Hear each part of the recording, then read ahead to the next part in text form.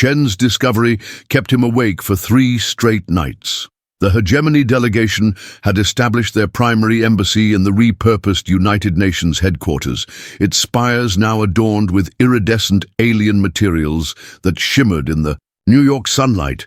Security protocols around the building were impenetrable, a combination of human forces and Vaughn guards with their unsettling 4-armed exoskeletons.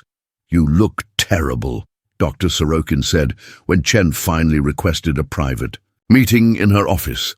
The windows automatically tinted as he inserted a data crystal into her secure terminal. "I've been running pattern analysis on their communications," Chen explained, his voice low despite the room's advanced anti-surveillance measures. "It's not what they're saying that matters. It's what they're not saying." The holographic display, filled with signal patterns, transmission gaps, and strange encryption bursts that coincided with hegemony ship movements around Jupiter and Mars. "They're positioning for something," Sorokin whispered, her brilliant mind already connecting the dots. "These transmission silences, they're operational blackouts." Chen nodded grimly. "Classic military preparation. The public negotiations are a theater. I've identified 7 distinct communication networks among their ships, 1 for each species. They don't trust each other much, but they trust us less." Sorokin's gaze drifted to the window where she could see the gleaming hegemony flagship. Hovering above Manhattan, its crystalline structure defying Earth architectural principles. What could they possibly want badly enough to risk interstellar conflict? They've shown us technology centuries beyond ours. "I believe it's us they want," Chen said, pulling up geological surveys. "Or more specifically, what's beneath us. These minerals they've been so casually inquiring about. They're not just rare on Earth. According to their own scientific database they've shared, these quantum-resonant elements are practically extinct in their controlled sectors of the galaxy. The implications hung heavy in the air between them. Earth, the cosmic equivalent of resource-rich territory occupied by technologically disadvantaged natives. Humanity had seen this story play out countless times in its own bloody history. "We need to alert the Security Council," Sorokin said, already reaching for her secure communications device. Chen caught her hand. "Not yet. Their Murian telepaths are embedded with all major world leaders as diplomatic advisors. The moment we raise official alarms, they'll know." "Then what do you suggest?" Sorokin asked, her normally confident voice tinged with rare uncertainty. "We prepare quietly. They've identified potential allies among the hegemony. The Liorans especially seem conflicted about their mission here, and we need to establish backup command structures, off-grid communications, hardened facilities." Outside the window, high, Commander Zextral's shuttle descended toward the embassy, its anti-gravity field creating ripples in the air. The Vaughn commander had requested an audience with Earth's unified leadership to discuss the next phase of cooperation.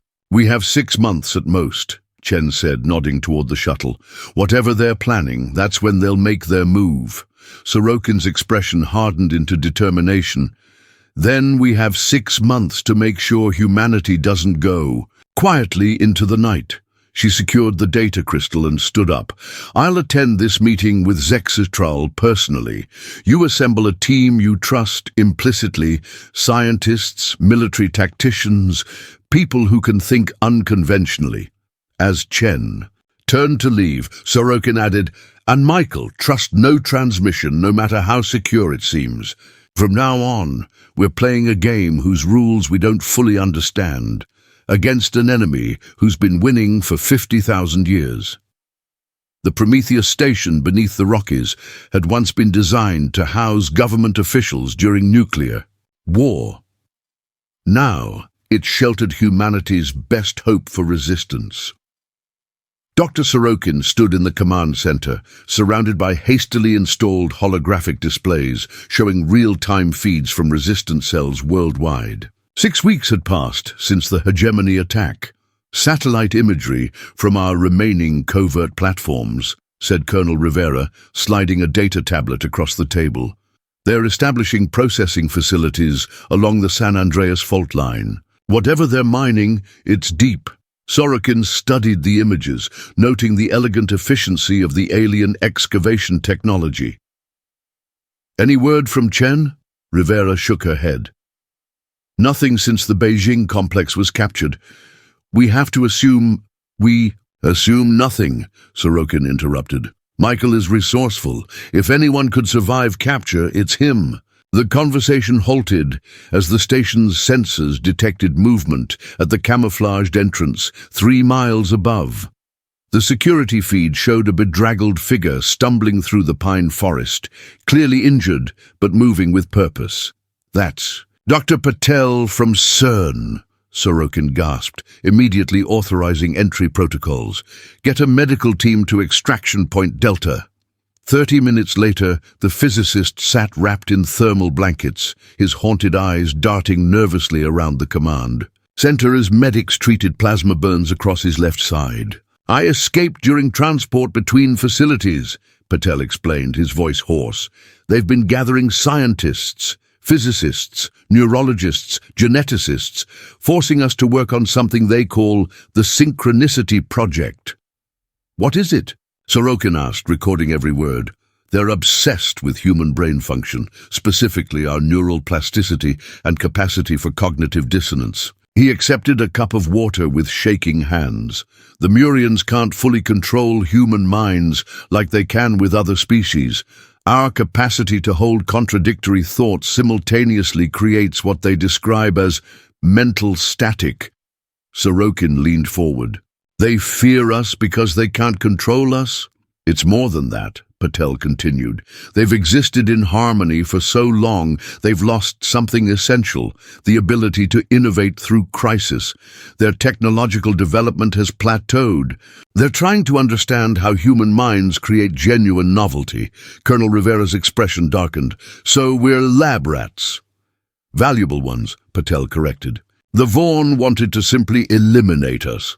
But the Liorans and others insisted our cognitive abilities represented an evolutionary leap they hadn't seen in millions of years. That's why they're keeping some population centers intact. They're running massive sociological experiments. The command center fell silent as the implications sank in. Humanity wasn't just fighting for survival or resources. We had become the most valuable intellectual property in the galaxy. There's something else, Patel added hesitantly. Before I escaped, I saw Chen. He's alive, aboard the Lioran Research Vessel Luminous Inquiry. They've given him special status, not as a captive, but as a research subject with limited privileges. He managed to pass me a message. Patel pulled a small data chip from a hidden pocket. He said, "Tell Elena, our weakness is our strength. The key is in the contradiction."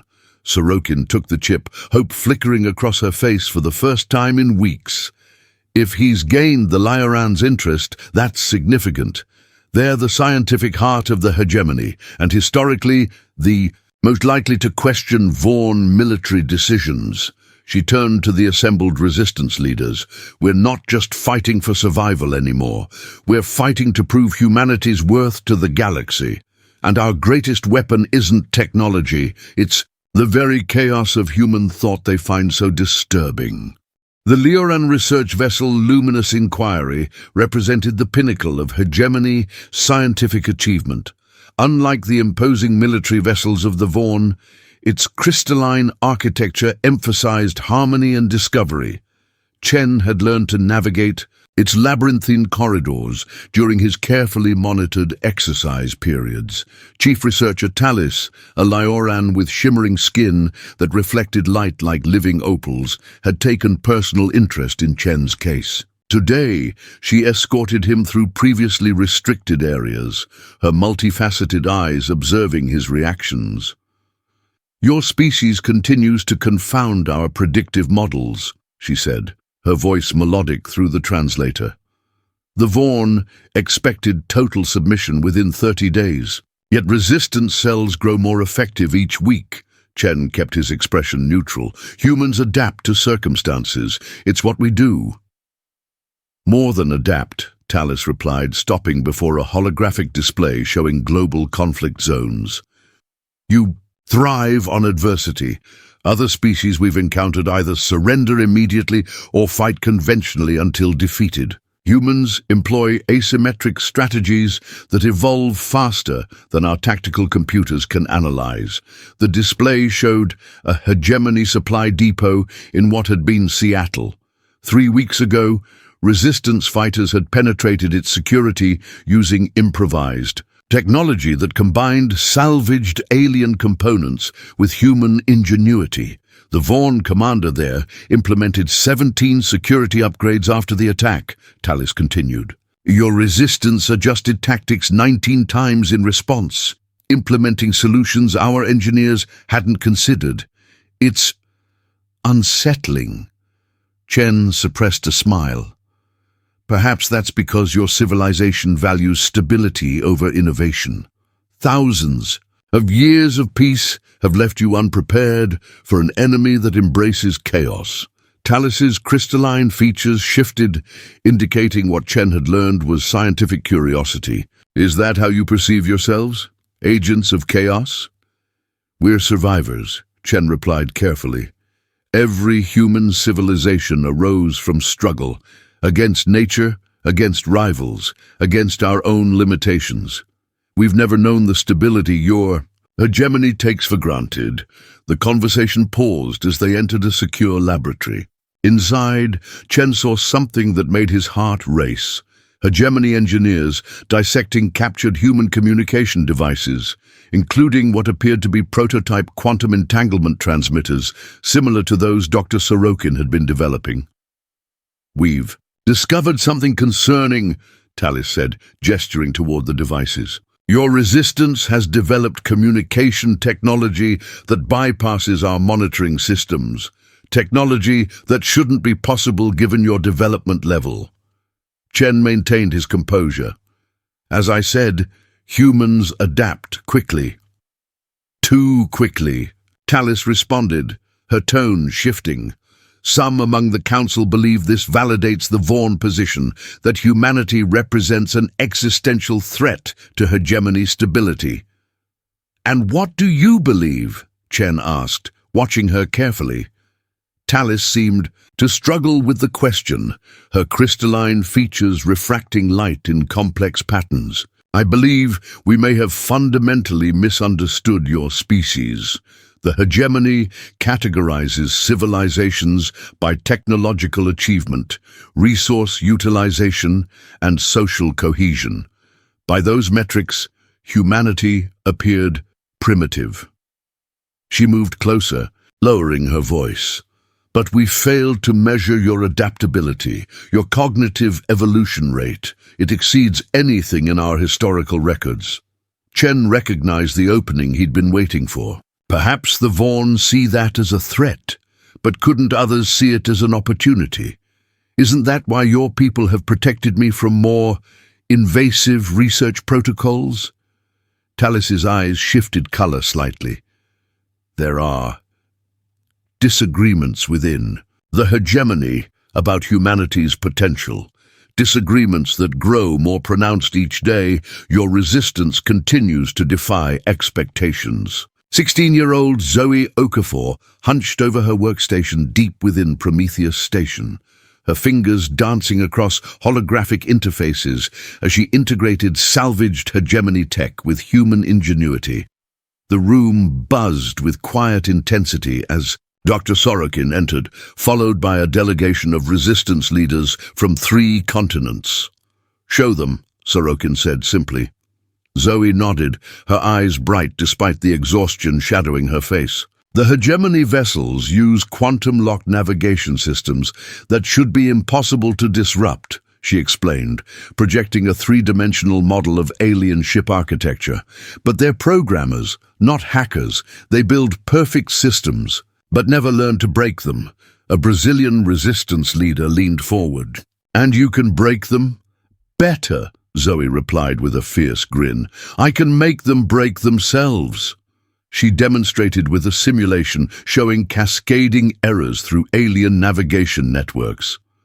Their systems are designed to self-correct, but they've never encountered human-style adversarial inputs. I introduce small errors that appear as environmental anomalies, each one insignificant, but together they create failure points at predictable moments.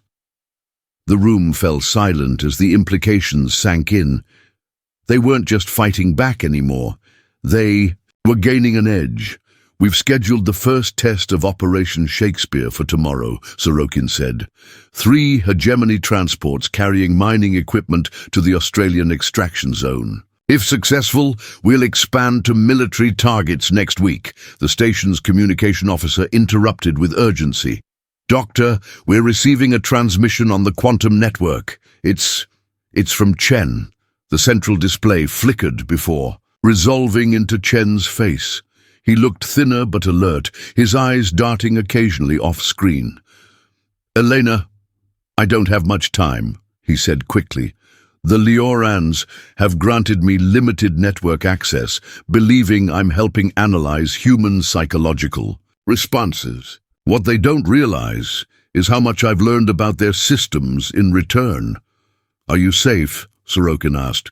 Safe enough for now. I've become something of a scientific curiosity. Chen's expression turned serious. Listen carefully.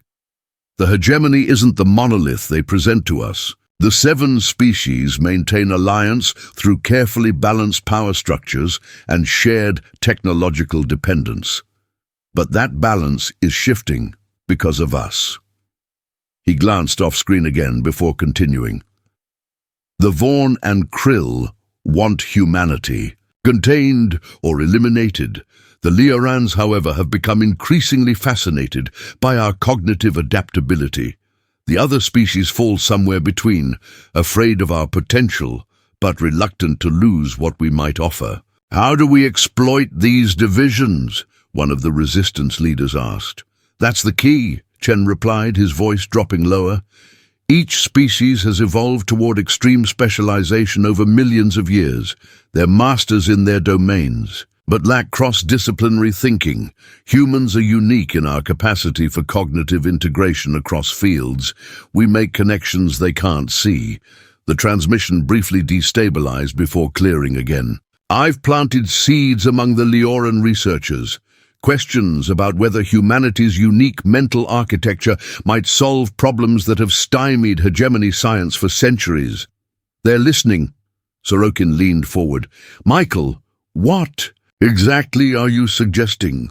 A 2-pronged approach, Chen said, his eyes alight with intensity. While the resistance continues tactical operations, we need to demonstrate humanity's intellectual and creative value so convincingly that destroying us becomes unthinkable to at least some hegemony factions. The transmission began breaking. Up. I have to go. Initial Operation Shakespeare. Brilliant concept, Zoe. He smiled briefly at the teenager who beamed with surprise at being recognized. But remember, our ultimate victory won't come from fighting them. It'll come from making them fight each other over the right to work with us. The Belosian trade representative Nextor adjusted his translucent outer membranes nervously as he entered the abandoned subway tunnel beneath what had once been London's financial district. His 4-lobed brain processed multiple risk scenarios, simultaneously calculating the probability of this meeting being a trap. The Vaughn would execute him immediately if they discovered this unauthorized contact with humans. Dr. Eleanor Blackwell, former Oxford economics professor and now Resistance Diplomatic Corps leader, stepped from the shadows. You came alone. That shows trust or desperation, Nextor replied, his translator struggling with the emotional inflection. The Vaughn have seized control of 3 Belosian trading outposts in the Centauri sector, claiming security concerns. This exceeds established hegemony protocols. Blackwell nodded, maintaining a careful distance. And you believe this relates to Earth? Everything relates to Earth now, the Belosian said, agitation causing his membranes to shift colors. Your species has created unprecedented disorder in hegemony dynamics. The Vaughn demand more resources for military operations here, taxing our commercial networks beyond sustainable levels. Blackwell saw the opening she had been instructed to watch for. What if we could demonstrate an alternative economic model, one that increases prosperity without centralized control? Impossible, Nextor stated, though Blackwell noted the slight color change indicating interest. The hegemony allocation system has maintained stability for millennia. Stability, yes, but growth. Blackwell activated a small projector showing Earth's economic history. Human markets appear chaotic, but they drive innovation through competitive pressure. Our decentralized trading systems created more technological advancement in 2 centuries than the hegemony managed in 2,000 years. The Belosian moved closer, multiple eyes fixed on the economic projections. These growth patterns defy hegemony models. Because your models value predictability over potential, Blackwell explained. In human economics, temporary instability often leads to extraordinary leaps forward. Later that night, Dr. Sorokin received Blackwell's encrypted report in Prometheus Station. He took the bait, Blackwell confirmed. The Belosians are commercial opportunists at heart. The prospect of economic advantage is making them question Vaughn leadership. Sorokin nodded with satisfaction as similar reports arrived from around the globe. In Australia, resistance diplomats had shown the ecological Thren documented evidence of Vaughn violations of conservation protocols on 17 worlds. In Mexico City, human artists had left the artistic eidolons speechless with improvisational performances that demonstrated emotional expression beyond anything their rigid cultural frameworks allowed. Chen was right, Sorokin told her assembled team. The hegemony appears unified because they've eliminated all external threats for millennia, but internal tensions remain, dormant, not resolved. Colonel Rivera studied the tactical display showing hegemony vessel movements. The Belosian and Thren ships are adjusting patrol patterns, creating distance from Vaughn battle groups. They're hedging their bets. Operation Shakespeare's success had proven humans could hurt the hegemony militarily. 3 more Vaughn vessels had experienced catastrophic navigation failures thanks to Zoe's brilliant coding. But these diplomatic initiatives promise something more valuable: actual allies. We can't match their technology, Sorokin acknowledged, but we can exploit their psychological weaknesses. Each species views the universe through its evolutionary lens. The Vaughn seek dominance, the Belosians profit, the Thren harmony with natural systems. They've been forced into artificial consensus for so long, they've forgotten how to resolve genuine conflicts of interest. She pulled up Chen's latest transmission from the Lioran vessel. Michael reports the scientific cast is now openly questioning Vaughn military decisions. 2 Lioran researchers have requested his direct input on long-standing technical problems, treating him as a colleague, not a subject. How long until the Vaughn realize what we're doing? Someone asked. They already. Suspect, Sorokin replied.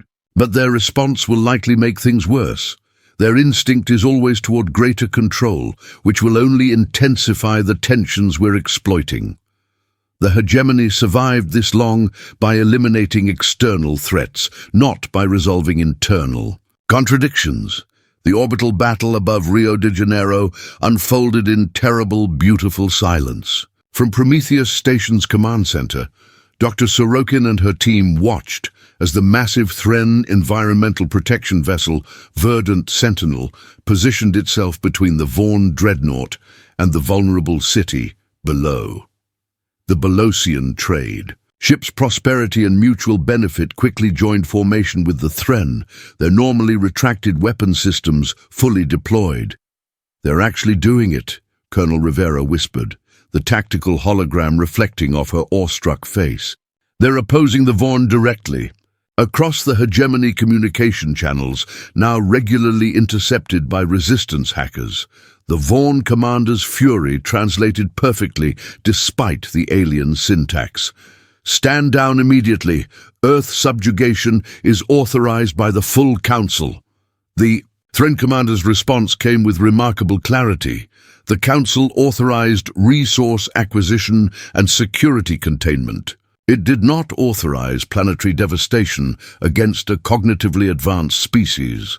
Rio de Janeiro contains 15 unique terrestrial ecosystems integrating human and natural elements.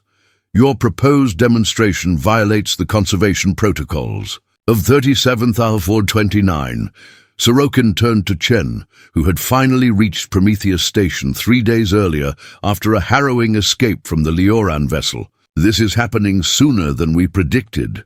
Chen nodded, his expression complex. The Liorans aren't just passive observers anymore either. Look.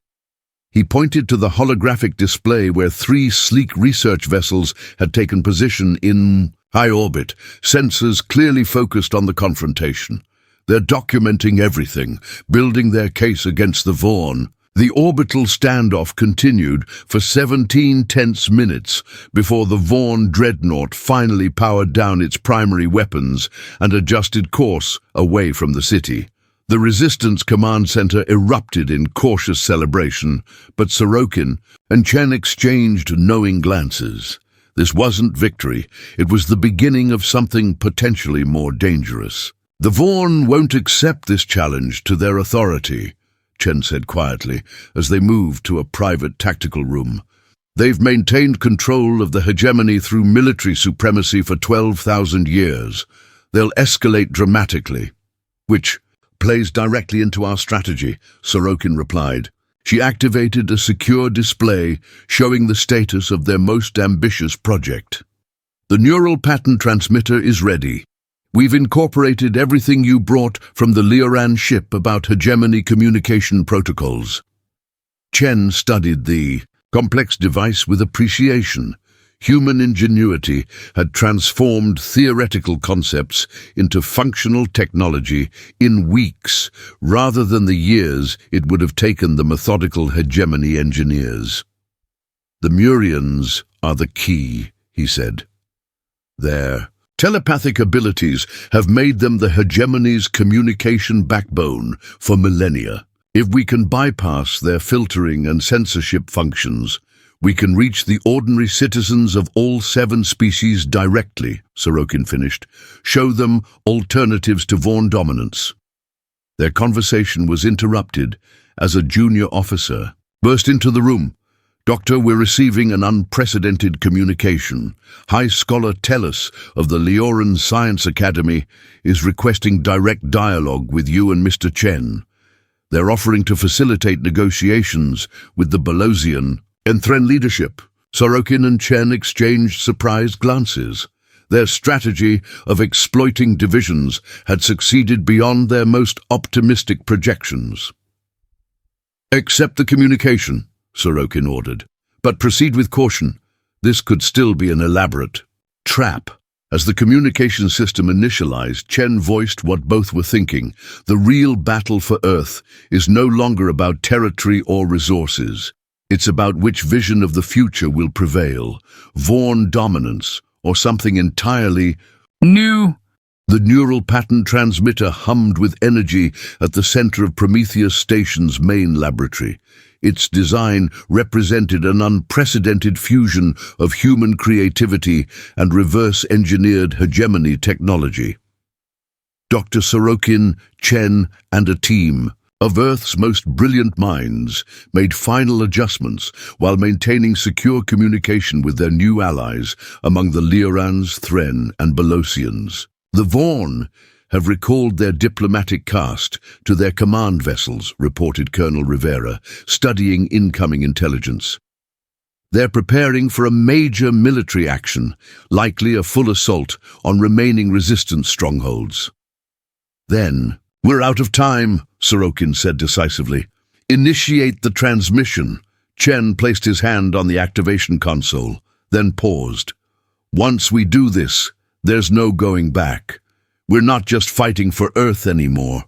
We're potentially restructuring a 50,000-year-old galactic civilization. Sorokin met his gaze steadily. Humanity was never going to rejoin the universe quietly, Michael. Perhaps this was inevitable from the moment they arrived. With a nod, Chen activated the transmitter. Unlike conventional communication technology, the device targeted the underlying neural architecture common to all hegemony species, despite their physical differences. What it carried wasn't simple information, but something far more powerful: experience. Transmission active, confirmed Zoe Okafor, monitoring the system's performance. The Lioran support vessels are amplifying our signal as promised.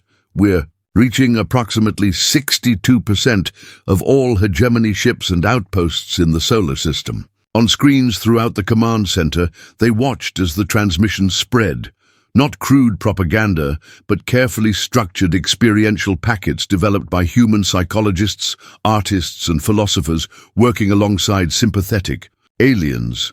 Each packet contained fundamental human concepts that had no direct equivalent in hegemony thought: personal liberty, self-determination, creative dissent, democratic choice, the beauty of diversity. The Murians are attempting to block the transmission, Zoe reported, fingers flying across her interface. But our frequency-shifting algorithms are working. They can't keep up with the randomized pattern changes. Reports began flooding in from resistance cells worldwide. In Delhi, Vaughn soldiers had suddenly stopped their patrol, their neural implants overwhelmed by unfamiliar cognitive patterns. In Cairo, a group of krill workers had abandoned their excavation duties and gathered in what appeared to be spontaneous discussion groups. Most significantly, on the hegemony flagship in high orbit, lower caste members of all 7 species were reported to be questioning direct orders from their superiors, something unprecedented in recorded hegemony history. "It's working better than we projected," Chen said, his voice reflecting wonder rather than triumph. "Their neural architecture is so specialized and rigid. These concepts are hitting them like a cognitive earthquake." Sorokin watched the cascading effects with profound understanding. For species that evolve toward perfect stability and predictability, the idea that chaos and contradiction can be productive is revolutionary. They've spent millennia eliminating uncertainty. We're showing them that uncertainty is where innovation happens. The most dramatic response came from the Murians, whose telepathic capabilities had made them both privileged and imprisoned within the hegemony structure. As concepts of individual thought and privacy washed through their collective consciousness, reports described them physically withdrawing from their command positions, their normally synchronized movements becoming individualized for the first time. "We should prepare for the diplomatic mission immediately," Sorokin decided, turning from the monitors. "The Vaughn will respond with military force once they realize what's happening. We need to be aboard the Lioran diplomatic vessel before they can target this facility." "And the delegation?" Chen asked. Sorokin's expression reflected her unconventional strategy. "Not politicians or generals. Artists, scientists, philosophers, and children. We need to show them not just what humanity thinks, but how we dream." 5 years after first contact, the observation deck of the Earth vessel Concordia offered an unparalleled view of Jupiter's swirling storms. The ship represented a triumph of collaborative engineering. Human creativity merged with the technical precision of multiple former hegemony species. Dr. Elena Sorokin stood beside Michael Chen, both now serving as Earth's representatives to the newly formed Galactic Cooperative Council. "Hard to believe this all began with us trying to prevent an alien invasion," Chen said, watching a Lioran human research team working on navigation refinements across the deck. Now we're preparing to venture beyond even the hegemonies mapped territories. Sorokin smiled, the lines around her eyes testimony to the exhausting years of conflict and negotiation. The Vaughn never understood what they stumbled upon when they found Earth. They saw resources and a potential threat. They never imagined they'd found the catalyst that would transform 50,000 years of galactic history. A holographic communication materialized beside them. High Scholar Tellus of the Leorans, his crystalline features now familiar and even friendly. The council session begins in 20 minutes, friends. The Vaughn representatives have finally arrived. This development still surprised many. After the collapse of the military leadership following the Neural Revolution, many expected the Vaughn to isolate themselves entirely. Instead, a new generation of leaders had emerged, influenced by human concepts of representative governance, requesting readmission to interspecies dialogue.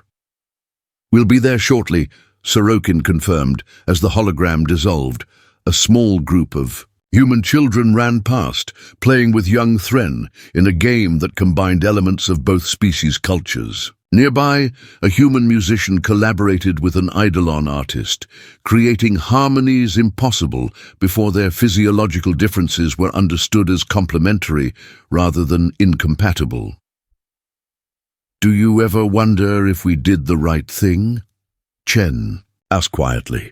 Dismantling a civilization that had maintained peace, however imperfect for millennia, Sorokin considered the question with appropriate gravity. "We didn't dismantle it, Michael. We evolved it. The hegemony had achieved remarkable stability, but at the cost of stagnation. They eliminated uncertainty, but with it, they eliminated growth." She gestured toward the diverse activities across the observation deck. "What's emerging now contains more uncertainty, yes, but also more possibility." The ship's announcement system indicated their shuttle to the council station was ready. As they walked through corridors where humans worked alongside former hegemony species as equals, Chen reflected on how completely the conflict had transformed both sides. "The Murians have been the biggest surprise," he noted, from telepathic enforcers to the cooperative's most passionate advocates for cognitive diversity. Once they experienced true individual thought, they couldn't return to pure collectivism, Sorokin replied. But they've maintained their connection abilities while embracing individuality, something humans have struggled with throughout our history. The shuttle bay doors opened to reveal their transport, adorned with the new cooperative emblem, a spiral representing diverse paths converging toward a shared center. "You know what truly won the battle for Earth?" Sorokin said as they boarded. "Not our technology or even our strategy. It was our greatest evolutionary adaptation, our capacity to change our minds, to hold contradictory ideas simultaneously and find new syntheses. To embrace paradox rather than resolve it," Chen nodded, understanding completely. "The ultimate generalists in a universe of specialists." As their shuttle departed for the council station, where representatives of 17 species now gathered, regularly Earth shone blue and beautiful in the distance, no longer isolated, no longer targeted, but central to a new and vibrant interstellar community.